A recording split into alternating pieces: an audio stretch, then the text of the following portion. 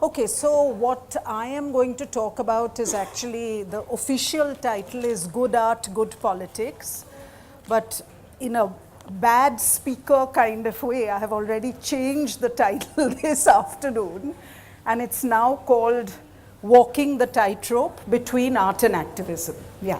So let me just explain. Actually, this is one of the covers that I really like. It's by a conceptual artist called Yayoi Kusama, who's a Japanese artist. And I love it just because she's taken Alice in Wonderland and made an illustrated version of it, which I think really is testimony to what dots and what art can sort of do if we were to look through the whole book. And I like it a lot, and I thought I'd choose it as the cover illustration. But what I really wanted to talk about is why I think of the area between art and the space of art and activism as a bit of a tightrope. And I'm going to try and show that to you all through some examples, yeah? Okay, let's start. Okay, so this is what I do in Mumbai. Is I actually run a non-profit which is called Point of View, and Point of View is now 20 years old, going on 21, and we amplify the voices of women using art, culture and media, and remove barriers to voice, speech and expression, right? So one of the things we've been doing for the last 20 years is actually pretty much walking this tightrope of art and activism, and I'm going to start by showing you two images from 1997, which was the year that we started. 1997, when we look back, is actually the 50th anniversary of India's independence. And when we started in that year, we decided to start Point of View with a very big photographic exhibition called In Black and White, What Has 50 Years of India's Independence Meant for Women, right? So immediately we were using art to convey sort of an activist purpose. But there again, there were a number of sort of considerations that we had to make. So this image that I'm showing you, the first one, is one of the 130 images that we used in this photographic exhibition. And the exhibition itself went to 25 cities in India, but that's 20 years ago. Now this image is actually taken by a really well-known photographer in India, Dayanita Singh, whose artistry in photography is sort of beyond doubt, yeah? And I like this image very much because I think it's very funny in many, many different ways, and it conveys certain things. But before I actually tell you what I want to do, I want to show you the next image. This is also an image that was in the exhibition. This is also an image by Dayanita Singh, right? And again, I just want you to look at it for a moment. And then I want to show you a third image. This is also an image by Dayanita Singh. This is another very famous image by her called Myself, the cover of her book, Myself, Mona Ahmed. And Mona Ahmed, who's a transgender person living in Delhi, in a graveyard, who opens the book that Arundhati Roy recently wrote, The Ministry of Utmost Happiness, right? She fictionalizes Mona's story. But this is actually Dayanita's images of Mona Ahmed taken in the 80s, yeah? Before in the 80s or early 90s, and she did a whole book. Now I'm just gonna actually go back to the three images, sorry, yeah. 1, 2, and 3. And then I'm going to tell you what was really interesting is all the cities that we took in black and white too. And remember, we have like 130 images, which means we have many that are more like, it's just a wide range of images, right? But what was really interesting is that when we would show the exhibition, many of my friends who are activists would ask about this image and this image, and say, why do you have these images in an exhibition looking at 50 years of what independence has meant for women?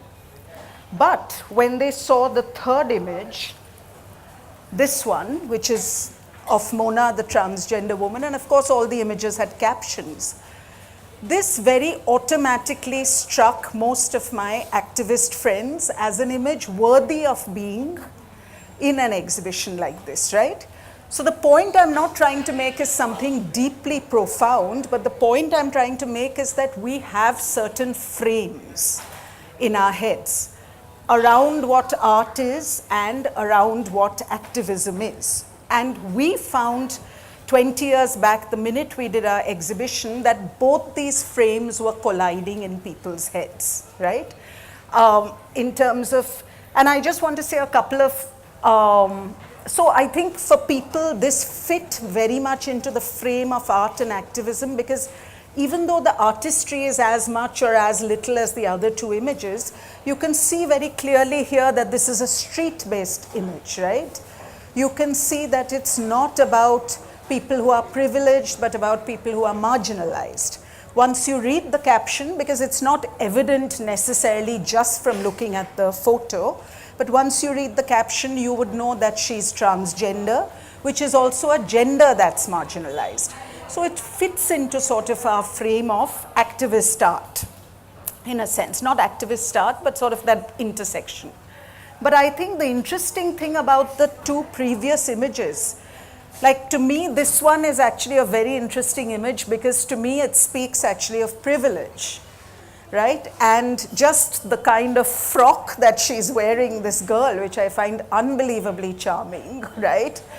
And she's sort of walking off in a huff, right? And the caption is, "Grandmother's princess walks off in a huff." Also sort of tells you something more subtly, perhaps, about gender, about privilege, etc. Just the very fact that she's able to sort of walk off in this huff says something, right? And similarly, the next image as well is, again, it's just an image of two girls. We can see from their clothes, etc., again, a certain privilege that's undoubted. What is really interesting is also the gaze of the man who's looking at them. So again, in a more subtle way, perhaps, it again conveys something to us about gender. And now I want to sort of pause here for a minute and just think, offer you all a little sort of something to think about what is art. And what I'm going to read out is just a few paragraphs or phrases from one of my favorite writers, Jeanette Winterson. Jeanette Winterson wrote a book called Art Objects, which is one of her few non-fiction books. And I think it's a fantastic title for two reasons. One is, when she talks about art objects, she literally means objects of art, but it's also a pun, because if you say art objects, she's also talking about art objecting to being freighted with too much, with being made to bear too heavy a load of why is it that art should do anything more than just be art, is the question that art objects to, right? Yeah. So a little bit of what Jeanette Winterson talks about is what is the role of art. And in her essay, she says that the role of art is actually to exalt, to unnerve, to shock and to transform us. And she uses words like jolt us, electric volts, that kind of thing. There's a beautiful quote where, again in the context of the images, she says, "When was the last time you looked at anything solely and concentratedly and for its own sake? We find we are not very good at looking. We are also bedeviled by increasing irritation," which Winterson captures with wonderful humor by saying that sometimes when we look at an image and it's not obvious what its meaning is, we sort of ask ourselves, why doesn't the picture do something? Sort of conveying sort of a certain irritation with art in quotes, right? And then she goes on to say that think of art as a foreign city, something that's not familiar. Think of art as odd. The common method of trying to fit it into the scheme of things, either by taming it or baiting it, cannot succeed. Who at the zoo has any sense of the lion? Yeah. Couple of other things and then we'll go on. One is she talks about also as art being something that opens the heart and being unashamed of emotion.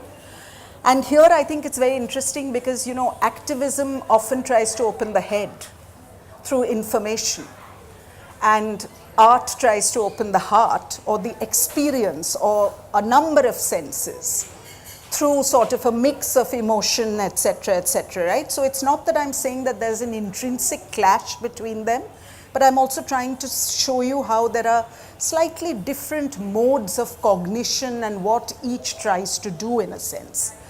The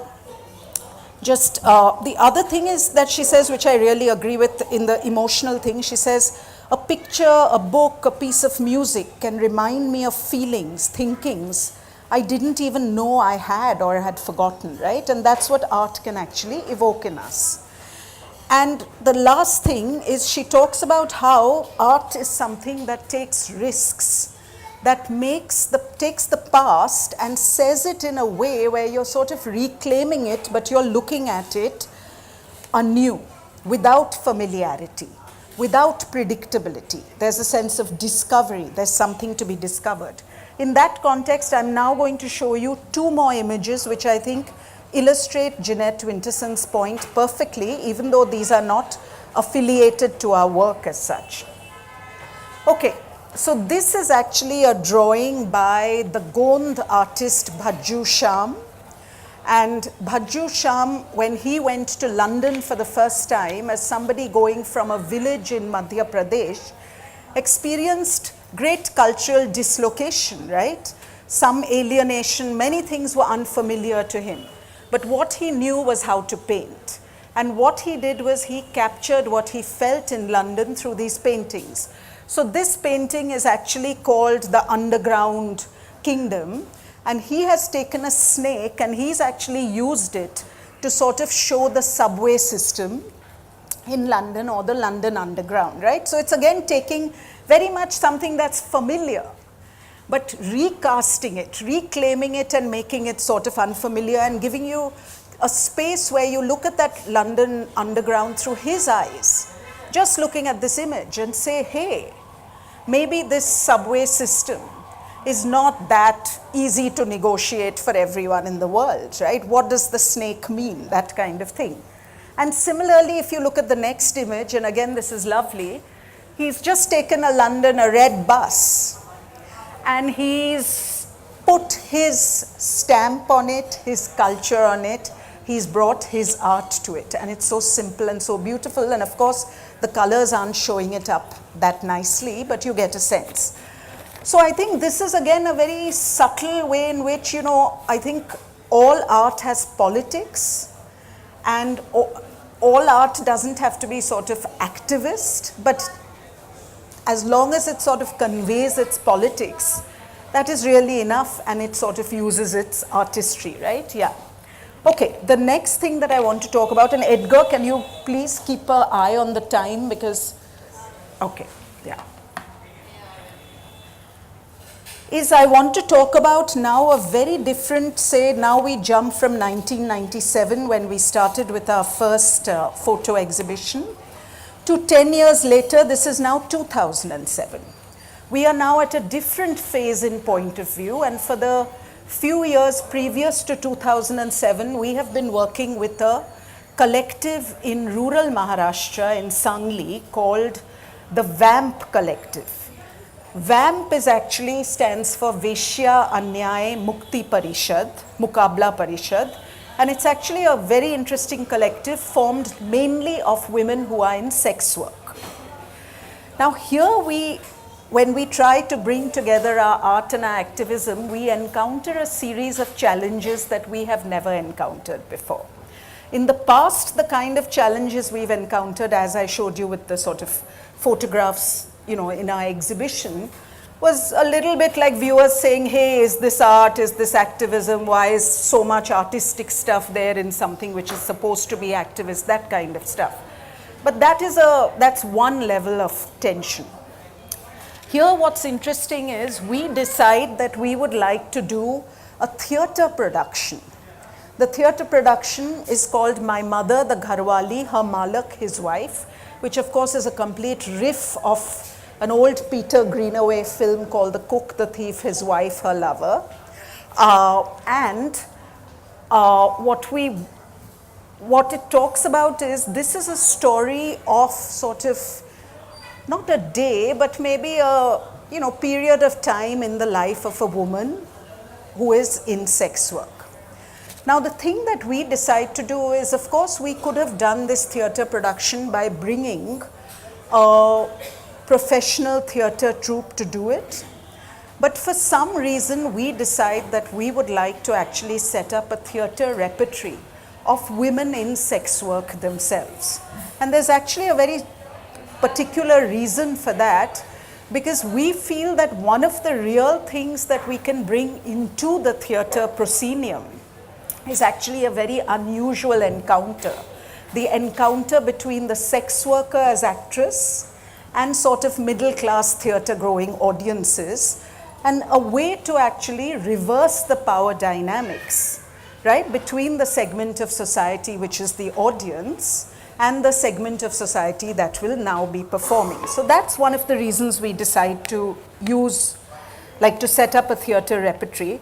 But we are faced with a number of questions which are at the intersections of art and activism. The first question is, we have already seen in the past also when other non-profits have attempted to say either bring street children to perform or to bring underprivileged or marginalized women to perform, that often the reason audiences go to see this is not because they expect any meaningful art to emerge, but because they feel that a sense of sympathy, right?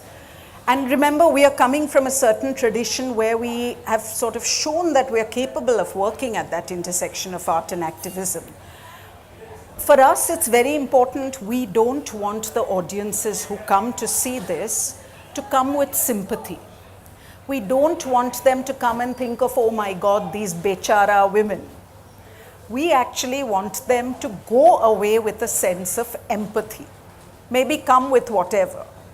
And that's why we want to use art, because again, art is an experiential thing and it can help you empathize rather than sympathize. But here are this is one of the toughest projects we've done, and I'm going to tell you why. So one is, we put in place certain artistic elements, and actually this is nice for me to discuss here because Samira Iyengar, who's now at Junoon, was then at Prithvi Theatre and we performed there. And she and I would have long discussions, and she would say, you know what, NGOs always bring these like plays about social issues and they're deathly dull and they're very well intentioned. And I would say, I totally agree with you, Samira, and that's what I call good politics, bad art. And we don't want to be in that space. And neither do we want to be in good politics, bad art, or bad politics, good art, right? So the challenge is always, how do you get them to work together seamlessly? So eventually what we decided to do was, we got a professional theatre director. Sushma Deshpande is a very well-known Marathi theatre director and actress. We got Divya Bhatia, who was also associated with Prithvi and is now with the Rajasthan International Folk Festival in Jodhpur, he runs it, to really work with the sex workers over a period of 1 year. But all the things that we had to encounter, one was, how do you get a bunch of women who don't know how to read or write because they've never been to school to memorize their roles? Because normally in theatre, the person just reads the script and, mugs it up. That's one. Second, what do you do when these are not professional actresses? It's kind of interesting because many sex workers say that even in their professional life, what they do is acting. But that's a different kind of acting, right? Here, this is the stage we're talking about. So the interesting thing is, we had a situation where the leading players, the man and the woman in real life, turned out to be an aunt and a nephew. And they had certain scenes where they had to kiss each other. So they were completely freaked out, right? They were like, no, we can't do this. And it took them a long time to get over that and to kiss each other. It's not like they had to have a deep kiss. It was really just touching each other's lips for 1 second. But even to do that with conviction is part of the journey of artistry and art. And it took them a long time. The other, beyond the script and the relationships, were more serious things. You know, every few months, some of our performers couldn't turn up because somebody in their family or one of their colleagues or friends had died of HIV. I mean, so reality would impinge very, very strongly and very directly into the work that we were doing. Similarly, I mean, one of the really sad things is that even today, this was just 10 years ago, but 2 or 3 of the women who played leading roles in that production have passed away since then, not necessarily due to HIV, but for other reasons, etc., right? So we also found that just as, you know, sometimes just as we accuse activism of sometimes not being art enough, sometimes art doesn't have the resilience to deal with sort of what reality throws up in its face and still create something that is meaningful and that is humane and that can take the sort of experiences of the people who are living through this. So this was just a sort of experience that I wanted to share with you.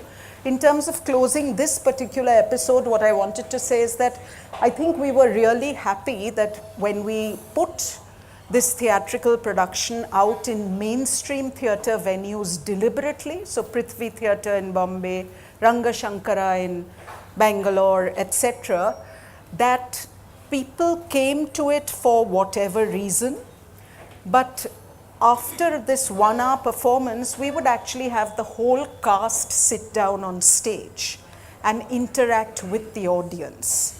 And at the end of it, I think people took away something that was a sort of, you know, some weird form of magic is all I can say, because the unexpected encounter here was not that you were sort of seeing the brush strokes of a Van Gogh or something like that.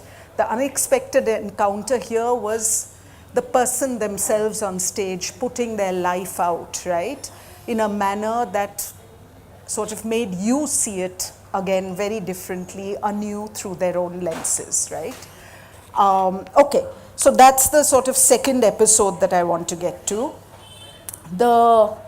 And I think one of the big challenges that we really faced is even when we were writing the script, you know, the question was, how do we make it unpredictable?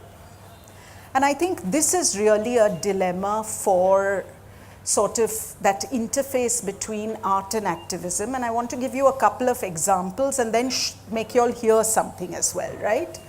Or maybe let's hear something and then we'll do the examples. Okay, yeah. So now we're going to come from 2007 to 2017.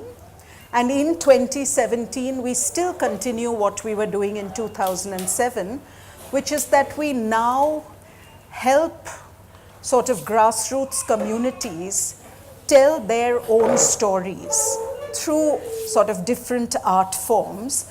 And the same questions we faced then, I think once you hear this and see this, will stand before you more clearly, and then we can go on, right? So let's, we can see one thing and then we can hear one thing.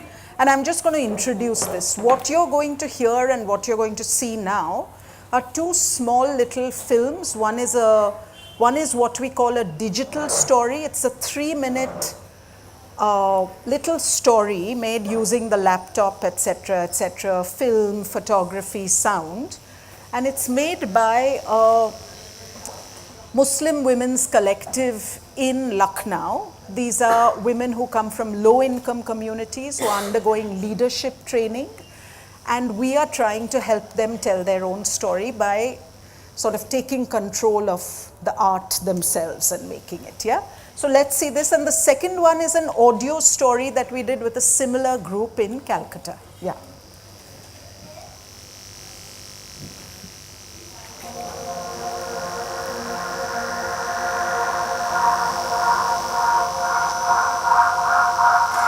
मेरा हंसता खेलता बचपन जब मैं लगभग 12 साल की थी कब बीत गया पता ही नहीं चला। इस छोटी सी उम्र में दुपट्टे का बोझ हमेशा मेरे साथ रहता था। एक बार की बात है जब मैं घर में झाड़ू लगा रही थी और मैंने दुपट्टा नहीं ओढ़ा था तो पापा ने इस बात पर थप्पड़ मारा और अम्मा से बोले कि मैंने आपको 10 बार बताया कि इसको दुपट्टा ओढ़ने के लिए बोलो। में लाखों सवाल उठने लगे। मैं सोचने लगी कि दुपट्टा आखिर इतना ज़रूरी क्यों है। क्या मैं एक लड़की हूँ इसलिए, या मैं बड़ी हो गई हूँ इसलिए, या फिर दुपट्टा मेरे धर्म का एक अहम हिस्सा है इसलिए।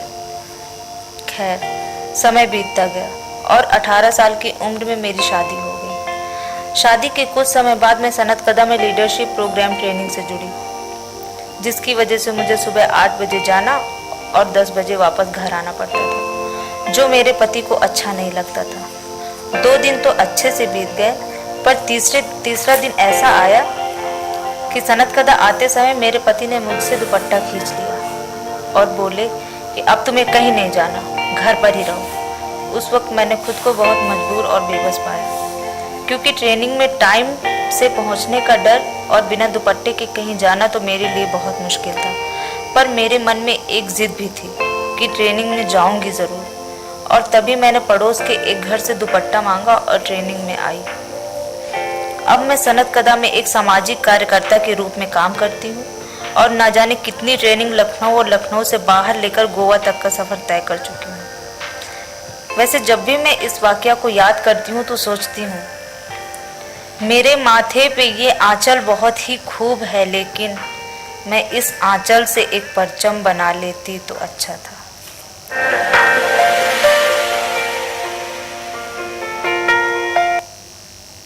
Okay, just before we go on to the second, just so this is made in a 5-day workshop, a 6-day workshop by 2 women, Sandhya and Nasreen, who've never made a digital story like this ever before. We trained them, but everything from the script to the imagery to the sound to the slow motion, to the titles, etc., is their expression, and we are facilitating it.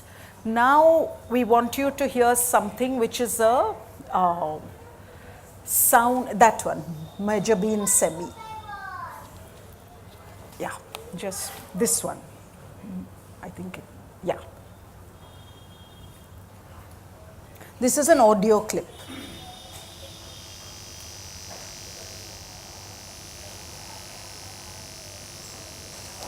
शाम के वक्त मैं और शहबाज दोनों mall में time spend करने गए थे।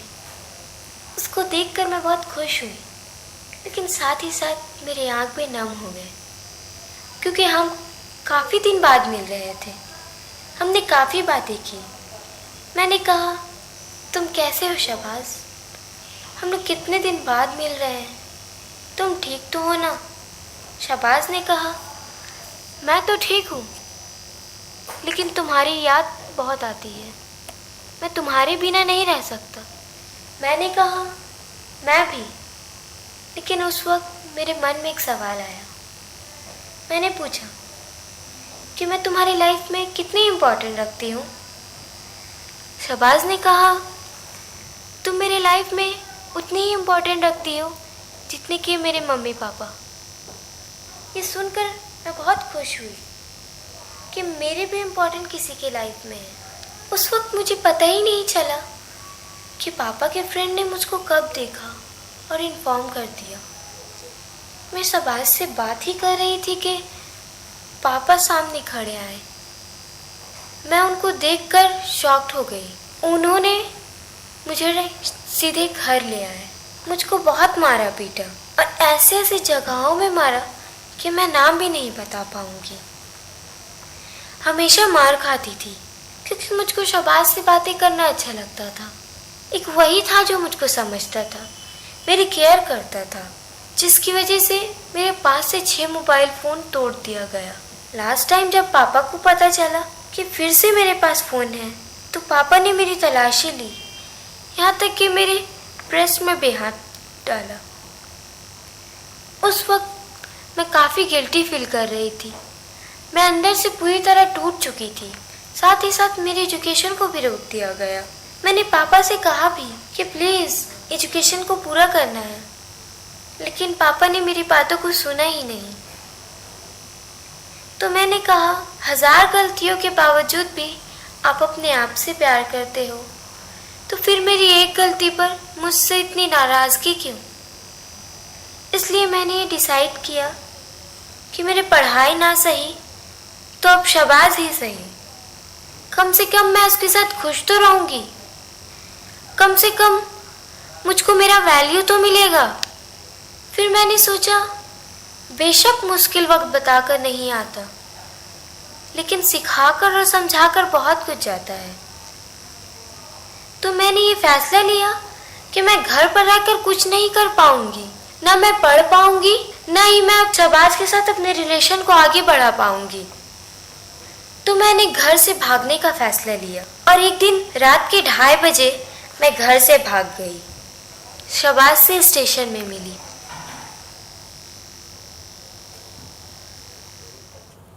Okay, so we'll discuss it after I finish. I just have a little bit more. But again, this was also made, the first one was in Lucknow. This was actually made with a younger group of, I think they were about 16 to 21 years old. Again, coming from low income communities in Calcutta and in West Bengal. And I think what would be interesting for us to reflect on is if we go back to sort of, you know, Jeanette Winterson's framing of art, right? Art is something that touches the emotions. Art is something that takes risks, right? And we think about it from the point of view of the people who made these, right? Because whether they formally think of themselves as artists or not is not the question. At this point, they were in a sort of creativity unlocking workshop where they were asked to create something of at least some artistic merit that would communicate with not just their communities but the world outside. So I think the thing that we have to think about is what are the risks that they took? You know, what is their aesthetic? What did this experience sort of mean for them? And what, if anything, did it communicate to us? And the reason I want you all to think about this is because this is actually the absolute opposite of the classical images that I showed you all right in the beginning, right? Those are beautifully composed images. Those are taken by a professional photographer of very high standing whose work I'm a great devotee and fan of. And you know, that is a practice of art that is cultivated, sustained, has matured over a period of time. Whereas the kind of work we are doing now, some of it is with people who don't see themselves as artists at all, right? They are absolutely delighted when they are given these little cameras and these little audio recorders, and they are totally intimidated at first and then really delighted to find that they have a story which is interesting but which is sitting inside them and which is somehow emerges through this process, right? So again, what is this kind of art? What is that kind of art? What are the similarities? What are the overlaps? That's something I want us to think about. And then I want to show you all a couple more things and then I'm going to stop. Sorry. Yeah, okay. So this is a film, a very famous film that was made in 1972 based on a book. The film is called Last Tango in Paris, made by the Italian filmmaker Bernardo Bertolucci, again very well regarded as a filmmaker. What was interesting was, you know, this is actually a film about a very violent and complicated sexual relationship between two people. Marlon Brando, the man, and Maria Schneider, who plays the woman. I haven't seen the film, I've read the book. What was really interesting for me is this year Maria Schneider, not this year, she had given an interview at some point, but this year for the first time, you know, when this film was made, there was a scene in that where he has sex with her which appears to be in the film a case of rape or forced sex. And after the film was made, Maria Schneider actually spoke out very much at that time and said that, you know, I was actually raped during this scene and I didn't know that this is what the scene was going to be. I was never told in advance by the filmmaker. But in a case not very different from what we are seeing with Harvey Weinstein of Miramax and the Weinstein Company right now, at that time Bertolucci said, no, absolutely not. You know, she knew about it, everything was done as per the script, etc., denied it completely, and basically because he had far more power than her, she was a newcomer, I think this was one of her first films, right? He was believed, etc., and this incident sort of was swept under the carpet. The reason I'm bringing it up is because this is the first time this year that an interview was put out, which I can't remember when it took place, but for the first time he acknowledged in public that he had never told Maria Schneider, the actress, that this was the scene she would be enacting that day. Only Marlon Brando knew, right? So here we have a very, very big question about the politics of art, right? And I can categorically say that I do not support a politics where a person is raped under the guise of acting without being told about it, just so that the scene can look a fraction more authentic, right? So what I'm trying to say also is that between art and activism is politics. And that politics manifests itself continuously, all the time in the choices that you make. And this is, of course, a directorial choice to not let the actress know in the interest of art in quotes. So there again is something we need to think about in this relationship. And finally, I want to flip it back the other way. So often we see films, because we are talking about rape, which is a form of sexual violence, you know, often we see films, and again I want to ask a hard question the other way, which is that sometimes we see, say, a film on domestic violence, or which is made by, say, a non-profit organization, or is commissioned by a non-profit organization working on this issue to a director, right? And the non-profit gives the director a very particular brief, and that very particular brief is to show the harmful effects of domestic violence or sexual violence. We all agree with the brief. Nobody has a quarrel with that. But what I want to ask is, what does that do to the art of the filmmaker? When we go to see a film knowing this, what is it we really expect and what is it we go away with, right? Do we basically say, okay, I'm going to go and see this film, I know it's about sexual violence, I know it's going to condemn sexual assault and rape, etc., but you know what, in my opinion, if that's all that the film gives you, it's better to write an academic paper. Why make a film? Why make a film if there's no discovery, right? There has to be another very complicated relationship between politics and art, I think. And again, I'm happy to, I love arguments and discussing, so I'm happy to debate this after I finish. But I think one of the complications is that, you know, sometimes our politics is tied up in neat slogans. But life is messy. And if art doesn't reflect that, whether we are making a film about domestic violence or whatever, can there really be any holy cows where art is concerned? Can we say that these are untouchables? I'm making a film about domestic violence, so I just have to sort of, you know, conform to the principles and not offend anyone, not shock anyone, not go outside the circle. Is that even art? What do we get out of it, right? So what I'm trying to say is that and I want to give you all a concrete example. Like suppose I said, okay, you all are going to come and I've made a film on domestic violence and you're going to come and see it. You're going to say, yeah, I'm going to see some women talking about the violence they've encountered, etc. What if you turned up and the film was about 3 men who had abused their partners?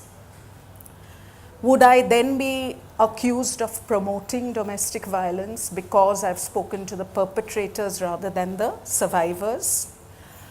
Would it bring us something unexpected? Would we learn something about domestic violence that we perhaps never expected? Would it leave us feeling uncomfortable? Because maybe it would say, well, why did she even speak to them? And then maybe another part of us would say, but you know what? It was really interesting hearing what they had to say, and I've never thought about this in my life. Which is not to say that you would necessarily absolve them, right? So it would leave you uncomfortable. But is that not the role of art? Is it not the role of art to be a little unpredictable, to be a little less than familiar? Is it not the role of art to not be a book to which you know the ending before you've even begun reading it, right? Regardless of the subject matter. So what I want to say is that these are questions that we also grapple with in our work and activism, because I think one of the worst things that the worst kinds of art we can actually make is art as propaganda, right? Which totally discounts the messiness, which is only about the message. And is sort of, I mean, there are many, many examples, including the very famous case during Hitler's era of Leni Riefenstahl, who was a filmmaker whose technical artistry was very, very powerful and who made films in support of the Nazi regime, etc. But that's a different kind of discussion, right? But that's what I'm trying to sort of get us to. So in closing, again, just one or two things that I want us to think about. One is, this is actually a film that we are going to be showing tomorrow in collaboration with the Mumbai Film Festival, Mummy. And the film is actually called, it's a Hindi film called Turup, which means checkmate in English. And it's made by a collective based in Madhya Pradesh called the Ektara Collective, a film made collectively, not by an individual. But that's not the reason why we are showing it. The reason we are showing it is because for the last 2 years, last year and this year, we've collaborated with Mummy to do what we call an inclusive film screening. An inclusive film screening means getting a film to people who don't have sight. So what we have to do is we have to take a film like this and we have to add an additional track where there are no dialogues, which is called audio description, which actually describes. So for instance, you know, if the script says there were, you know, if I have sight, I can look at you all and say, oh, there are 35 people in the audience. But if you don't have sight, there's no way you can know that. So the script, audio described script has to say, there are 35 people in the audience, right? Yeah, so that the person can hear it. Now again, for us, our activism takes us only so far as wanting to do this screening and to wanting to bring this huge city festival as well as one film in it to audiences who can't see. But after that, what takes over are artistic considerations, right? And Meenakshi, who's in the audience, can also say that for us, then it's extremely important that our audio description should not let down the film. It should not again go into that sort of dumping ground where we say, oh my God, these sad, disabled people who can't see, let's give them something to look forward to. That's not where we are coming from. Where we are coming from is actually whether they're sex workers, whether they're women with disabilities, they're human beings, they're women, no less than me, no more than you. And they deserve everything that each of us has, right? So for us, we take our activism to bring this film to Mummy, and then we say, hey, the audio description that we do has to be of an artistic quality, at least equal to, if not greater than the film. And these are just some of the little ways in which we increasingly think about, reconcile, and deal with the tensions and conflicts between art and activism. Because if you think about it one way, they should be natural pillow mates, but in many, many ways, when you think about it more deeply, they're actually strange bedfellows. And our aim is to actually get them to lie next to each other comfortably and in pleasure. Thank you. Yeah.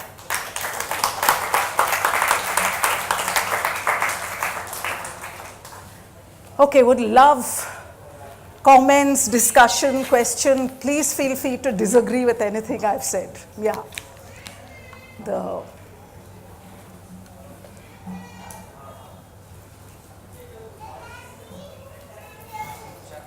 Yes. Far worse than Last Tango in Paris was, I forget the name of the movie, but the actress, so to speak, who was known as Linda Lovelace. That was. See, but you know, the thing is, I think we're talking about two different things. I think in the case of Linda Lovelace, she was a porn actor, right? And she wrote a book called Deep Throat, I think, where she talked about her experiences of undergoing pornography, etc., as well as the sort of victimization and exploitation she suffered, which is not to say that everybody in pornography goes through the same thing. But I think the difference here is that, you know, here it's a case really of a very, very sort of well-known filmmaker, right, trying to make something that is universally then admired as high art and great art, right? And then it's like when you look at the underpinnings of the art and you pull it apart, you have to ask yourself, what politics is this? So I think that's the difference, whereas I do think in the case of Linda Lovelace, it was never pretending to be art of any form, right? Yeah. And second, yes, she suffered a certain level of exploitation within an industry that is also much more complicated, etc. But I think the point that you raise, which unites them actually, is that what is again coming out with Harvey Weinstein, is that we think of certain industries which produce art as clean or as above board, right? Like mainstream films, Bollywood. I mean, pornography is also films. Bollywood is also films, Hollywood is also films, so is French cinema, etc. Yet we think of some of them as producing art in ways that are sort of ethical, political, kosher, all right, clean, above board, right? And some of them as inherently producing images through means that are exploitative, you know, this, that, etc. And I think what we are actually seeing, and if we were to push this a little further and even think about some of the things that actresses have talked about in mainstream film industries, is why is it that even now we have a situation in, say, Hollywood and Bollywood where women actors are paid much less than male actors, right? Yeah. So there's a lot of stuff that's actually sort of lying below the surface that I think would go into that box called how your art is produced, that we could actually look at to see what is the politics of this art. Yeah.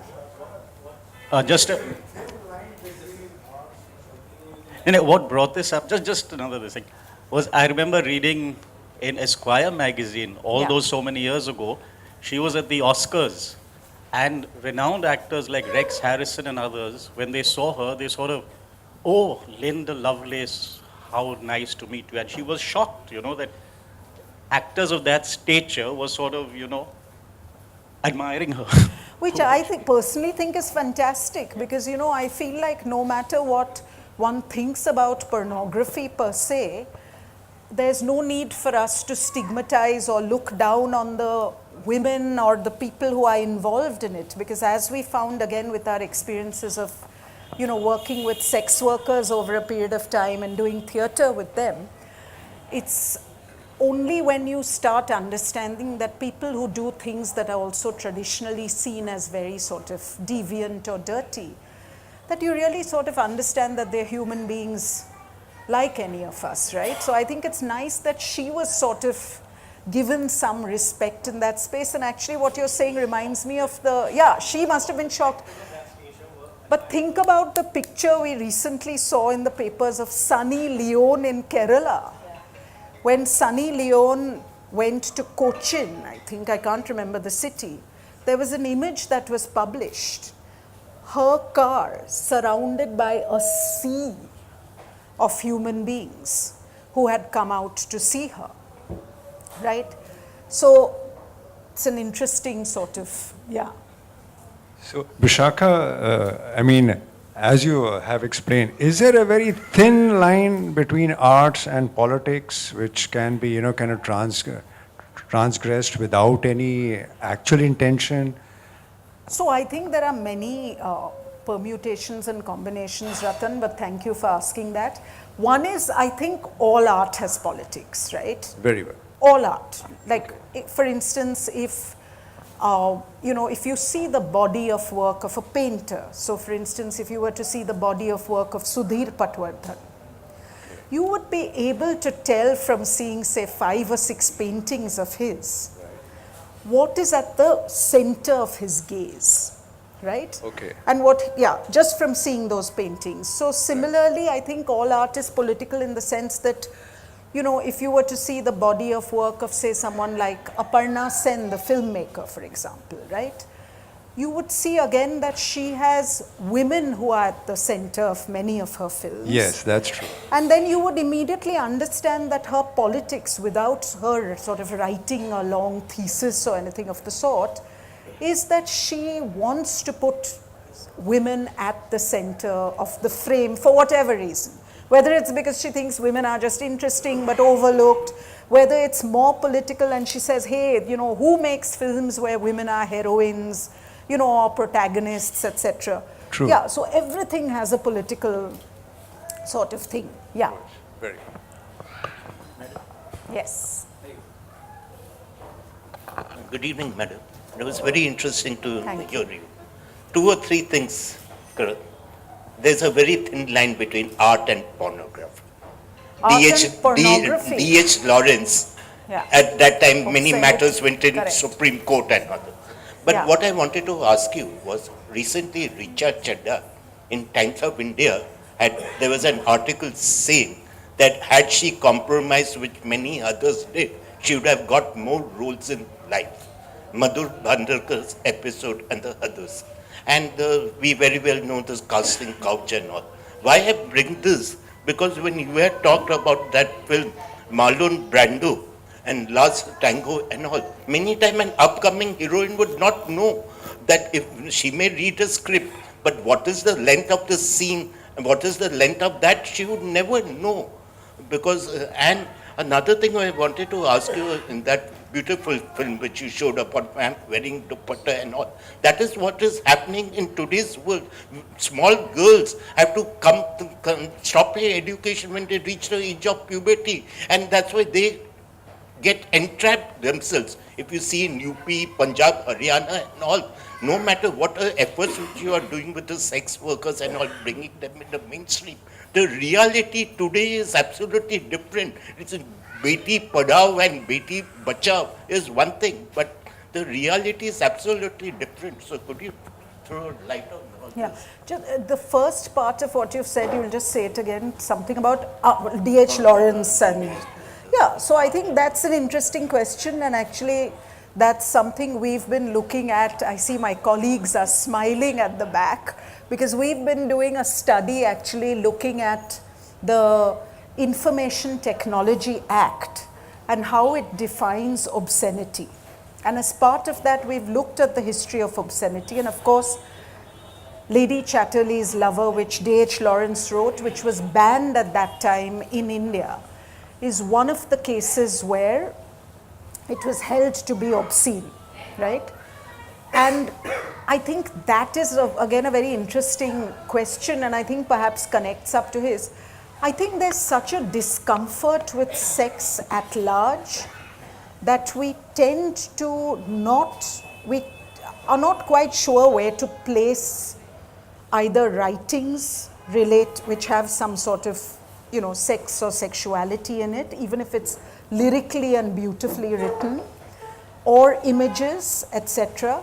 And so while that trend is changing, and particularly with the internet, while more and more sexual images are coming into the sort of category of art, however broadly or narrowly that's defined, I think there's always a discomfort about what is acceptable, what is not, what is legitimate, and what is obscene, right? But what I would like to say is actually, I really feel that's the wrong standard.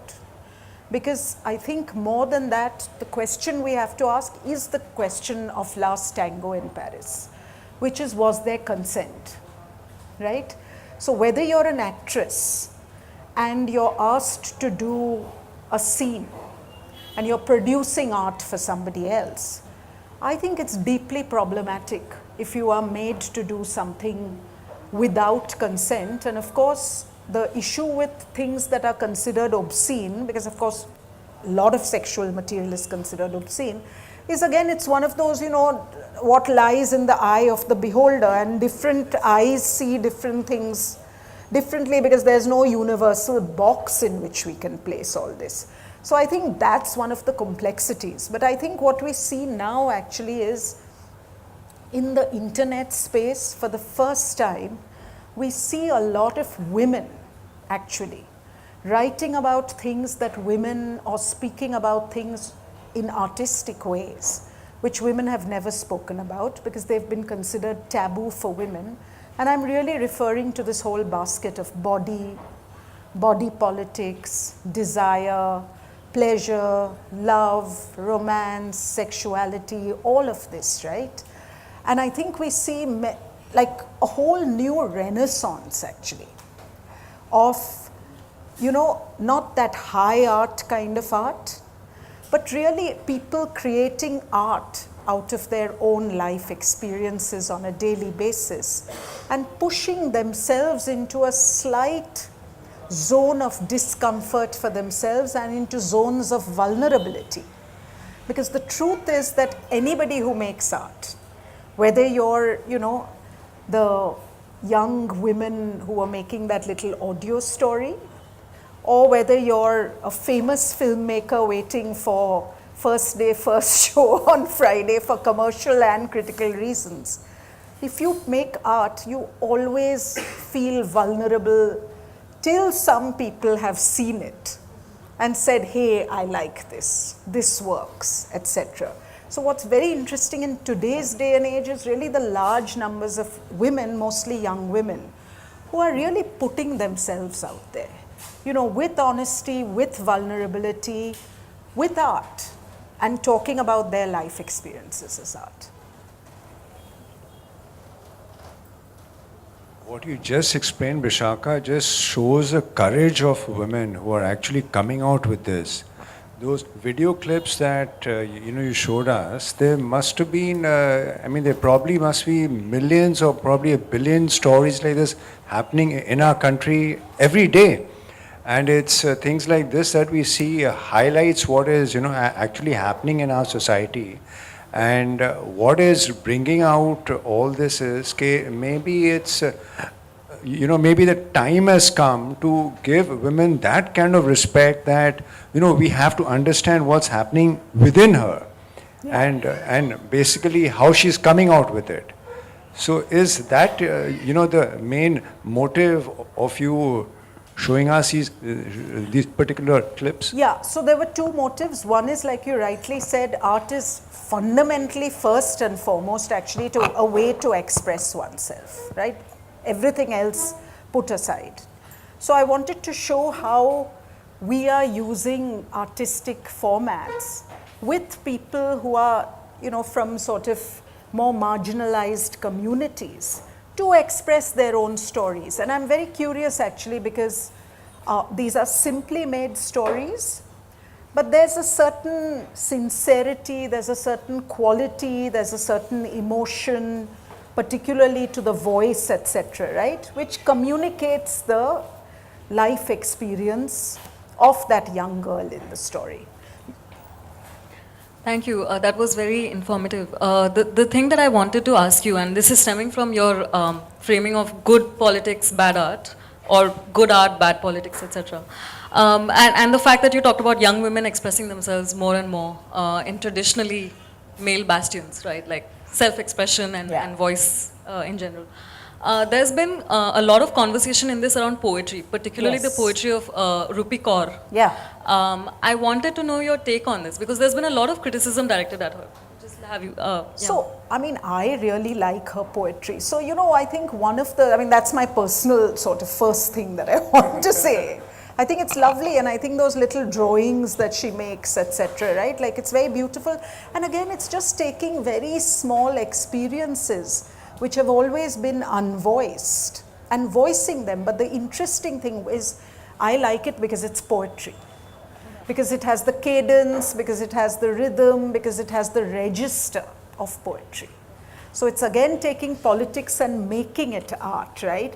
It's not written like a slogan. I mean, a slogan is very appropriate when you go on a protest, but a slogan cannot masquerade as poetry, right? So Rupi, to me, totally fits my definition of politics and art blending together very nicely, and activism as well.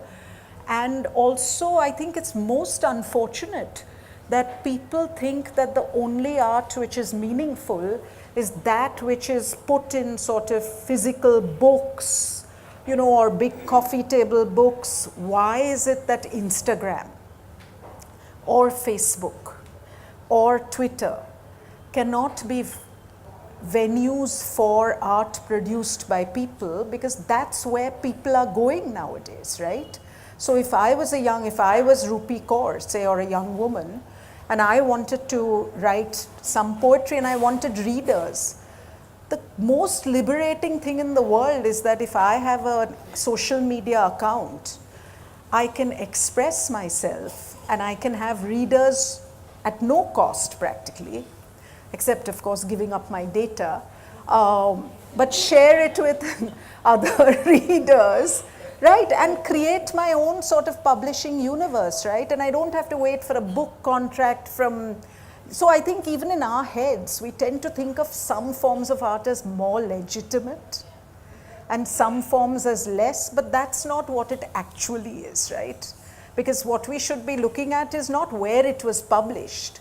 We should be looking at, like, wow, did those words just turn my head and world upside down? Did it, like, was that combination of words something that just stunned me and made me think of something totally that I hadn't thought of before, right? Yeah. Sorry, you had a question? Excuse me. Yeah. Since Lady Shatterley's Lover came up in discussion, did you ever read that book, Irving Wallace's The 7 Minutes, which is a book within a book about a woman fantasizing reaching orgasm in 7 minutes with historical characters as well as people like Jesus Christ, etc.? Irving Wallace's The 7 Minutes. Well, did you ever read this I've book? read Irving Wallace. I don't think I've read The 7 Minutes. Okay. But I think the point that you again make, which is a particularly complicated point in this moment, is that satire has always been seen as art, right, as well as humor. But increasingly, we are also seeing that people are taking great offense at humor, and it's also being criminalized as a form of expression. So again, I can't comment on this particular. Okay. And Yeah. just one other thing. I've read a lot about her, both pro and con. But is there any way somebody can organize a screening of Leni Riefenstahl's 2 movies, Triumph of the Will and the Olympics movie? Have they been screened in I'm Bombay? sure you can find them online. Press club, maybe? Press And- club?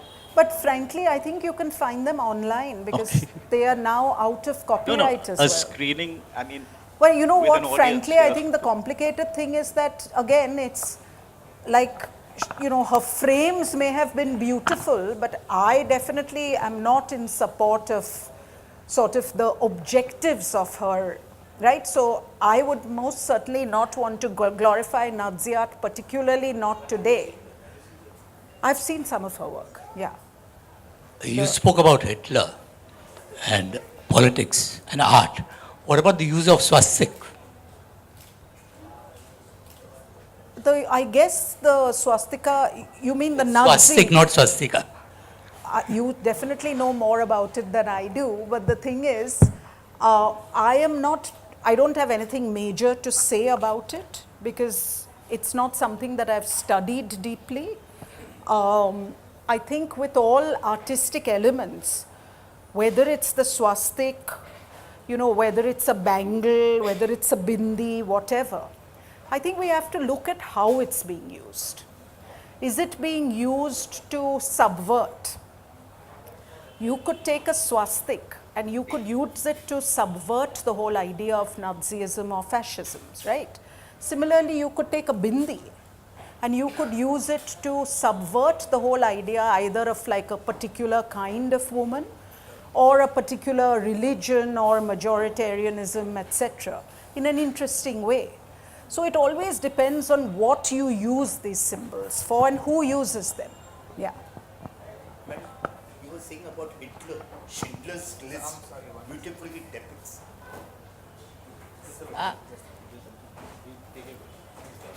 I wanted to ask, actually, when you spoke about, because you mentioned high art and low art, and it's a subject which has always concerned me because at least it's no longer so, but I remember a time when folk art, Indian folk art was, in the realms of what was considered low art. Correct. And I mean, that in itself has a politics, when you classify art. True. And what's interesting is because you shared Bhaju Shyam's image, Correct. and because he uses his idiom, but he Correct. has transformed that, he's taken the idiom and taken it a step further. And because it's no longer, I think because there's a freedom to do so now, and it's appreciated that it's able to take that next step. Yeah. So, but at the same time, because he had that experience, but there are so many who produce that art within the space from where they are, and just because it relates to their space doesn't make it low art. Correct. I agree. I mean, I think the bigger question really is why do we feel the need to classify art, right? But that said, Falguni, I'm going to say something. You and I saw a film last night at Mami, right, which was Loveless, made by a Russian filmmaker. And the truth is, without even going into calling something high art and calling something low art, I felt like a film like that moved me to think about things that by and large the more popular films that I see don't move me to think about, right? They just don't go to that depth. So I think for me it's not that I need to classify one as high art and one as popular art, but I do think they are different. They're different genres, right? I think the issue is that if we could just accept that they're different genres, but not in a ladder, not in a hierarchy, then it would be fine. But I think what happens is we end up giving certain kinds of art the top rung of the ladder, and certain kinds of art get the bottom rung of the ladder, and that is the problem. Yeah. Genre is not the problem. Hierarchy is. Yeah. Hello. Let her ask, yeah. Thank you for the talk. It was very enlightening. I would like to raise an inquiry. It is, while I empathize with the male chauvinist society and the scenarios that come along with it, why is it that the art presents the world in black and white? Why is it not that the male domination? I mean, I'm sure there have been incidents where male have also been abused. Their incidences have also been discussed about. What kind of politics does this underline, that male art is not, like, why is women always in the focus and why not the male? Why are male not talked about as much? But can I ask you a counter question? Because I think if you historically look at art, I think what you'll find is that women have traditionally been underrepresented, right? Both as subjects, right? As the leading subject. I mean, this is across the arts. I'm not talking about one, right? And also as the people who produce different kinds of art. So whether it's sculpture, painting, theater, cutting across, right? So films, etc., etc. So I think perhaps one of the things that you're noticing now is that, I mean, it's very interesting. In Mami this time, there are many more films made by women than there have been in many of the past film festivals. So maybe you're looking at a phenomenon at this moment, but perhaps not at the history that has preceded it. And in that context, I want to say that, you know what, if we think of art as being unpredictable and being like something that we can chew on more deeply, I mean, it's kind of boring always having men as the subjects of art, right? We need like new characters. Yeah, I mean, I'm not saying we only need women. We need like, it would be interesting to also see like films about different kinds of women, you know, how many films have you seen ever or art where it's neither a man nor a woman, but maybe a trans person who's at the center? Very, very little, right? Like it's a dot. It's not even a dot. It's like a part of a dot. But that makes us see life differently. Because if you then have a story, say, for example, we know that there are individuals in India who are trans persons who may, you know, be, say, in a relationship with a man in the city and with a woman in a village, right? Some of it for social reasons, right? Like you're forced to marry someone. You can't disclose your trans identity in a village. You were a man at that time. You were married off to a woman. You're still living with that woman. You have children. Let's say you have migrated to the city and you go back and forth, and you now live as a woman in the city, and you have a male lover, and you don't have kids. I mean, to me, that's a fabulously interesting story, because it opens up like everything in the universe, right? Like, what do you think yourself? What do you, the protagonist? What's your identity? Does your identity change when you take the train from the city to the village? What do your children, how do you flip that switch in your head? Is there a switch? How are you a good husband to a woman, and how are you a good, you know, female lover to a man at the same time? So think of all the potentialities and possibilities, right? But these stories haven't yet been told. Yeah. I just want to mention that the Mommy Festival is a fantastic film. It's called A Fantastic Woman on exactly the year. Must go see. Yeah, brilliant. Yeah. We saw it yesterday in the list. Yeah. Hi. Thank you for the talk. It was very interesting. I have an open-ended question and a quick comment. I don't think men are not in the center of art. I think certain kinds of men are not in the center of art. I think that's an important distinction. Even with women, there are certain kinds of women who are not in the center of art, in the universe of women alone, if you want to put it that way. It's more of an open-ended question, comment, pondering thing, because of late, especially like particularly in the past few years, there have been more and more instances of abuse in the film industry, for example, coming out from Woody Allen's to Roman Polanski's to, you know, Bertolucci and everyone. The thing with this is that how do you, so if you're a filmmaking student, for example, you have to watch Polanski's films because they are really good films. But politically, it does not sit well with you. Agreed. But if you don't watch this, you can't be a good filmmaker because he did add something to the filmmaking universe. Agreed. How do you negotiate between this line? So I think you have to deal good questions, Smita, and all filmmakers, and I have to say these are all filmmakers whose work I love, right? Like I really think Chinatown by Polanski, a lot of Woody Allen's work, etc. is fantastic. So I think you have to look at both. I think you have to look at the art, which is the front end, and you have to look at how the art is produced, which is the back end, right? And you have to look at the politics in both. So you may say that, like for me, I would say that, I mean, I can't now just say that, oh my God, because this is what Polanski did, I hate his film. That's not how I feel. I like that film, right?